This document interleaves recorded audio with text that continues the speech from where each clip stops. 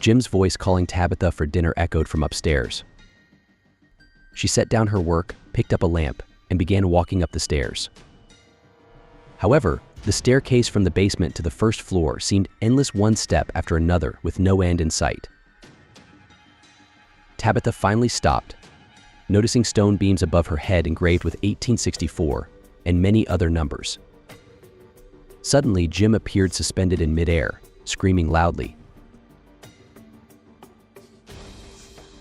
Tabitha jolted awake from the terrifying nightmare, realizing with relief that it was just a dream.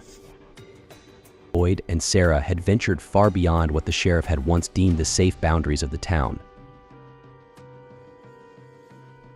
Boyd began marking the trees to avoid getting lost in the dense forest. In the distance, they heard a clinking sound, like glass bottles colliding. Following the noise, they came across a large tree with numerous glass bottles hanging from its branches. No one from the town had ever ventured this far. Who could have hung these bottles here? Boyd noticed something inside one of the bottles. Using a stick, he tried to knock it down to see what was hidden inside. Suddenly, Sarah clutched her head in pain, saying that someone was speaking to her. Shocked, Boyd dropped the stick and tried to calm her down. She collapsed to the ground, her body trembling, and soon lost consciousness. As night fell, Boyd set up a tent and hung protective talismans inside. When Sarah woke up from her fainting spell, terrified, Boyd showed her the bottle he had taken from the tree earlier. Inside was a note with the number 1864, the same number Tabitha had seen in her dream. This had to be a crucial piece of information. Boyd noted that every bottle hanging on the tree contained a similar note.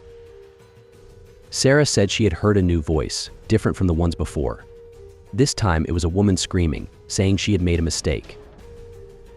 The voice warned that there were creatures outside far more terrifying than the monsters they had encountered, and told Sarah they shouldn't have come here. The voice also asked Sarah to pass along a message to Boyd. The woman knew she had been wrong. Suddenly, the sound of snapping branches echoed outside, and the tent began shaking violently as if something was grabbing and thrashing it. Meanwhile, Tabitha and her family were still in their basement, searching for the source of the electrical wiring. A shovel struck something hard beneath the surface. Could it be the source of the wires? Back in the tent, the shaking eventually stopped and calm returned. Both Boyd and Sarah were terrified by the sudden disturbance. Boyd quickly rehung the talismans for protection. Outside, flashes of light appeared intermittently, their source unknown. What were they facing now? What lies behind the bottle's messages? And who or what is sending these cryptic warnings? Let me know what you think in the comments section. And don't forget to like and subscribe for more horrifying content like this.